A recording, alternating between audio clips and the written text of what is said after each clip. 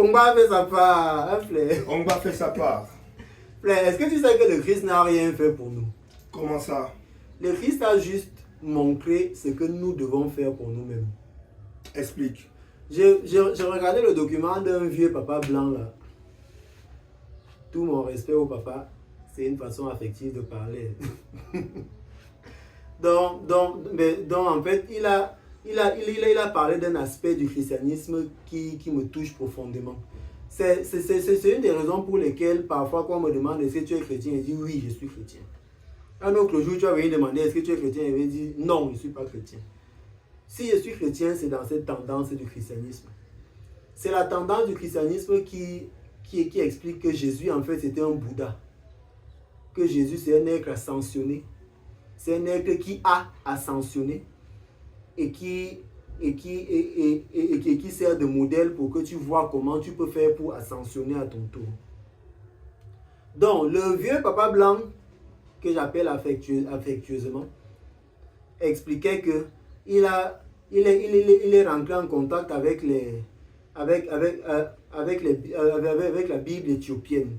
Et que dans la Bible éthiopienne, justement, le message de Jésus, c'est un message qui permet à l'humain de pouvoir se réapproprier sa spiritualité et de pouvoir faire le voyage comme Jésus a fait le voyage. Et ça m'a profondément parlé. Actuellement, on dit que Jésus a payé le prix pour nous. Mais dans le message du christianisme éthiopien, Jésus n'a pas payé le prix pour nous. Jésus a montré le prix à payer. Tu vois un peu. Donc c'est toi-même qui dois payer le prix pour toi-même en réalité.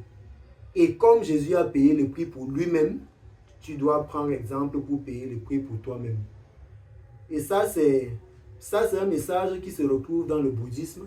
Bouddha, qui est un être ascensionné, qui montre comment faire. Et c'est le même message qui se trouve dans l'ancestralité. Quand on te demande d'être en communion avec tes ancêtres, tes ancêtres méritants, ce sont des êtres ascensionnés.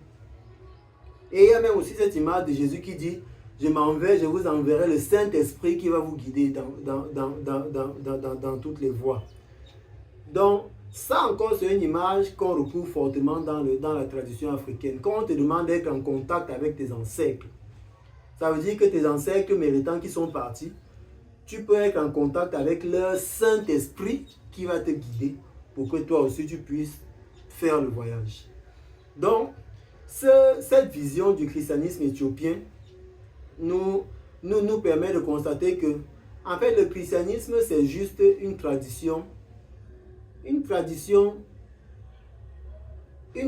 d'un autre peuple. C'est juste une histoire entre un ancêtre ascensionné et son peuple.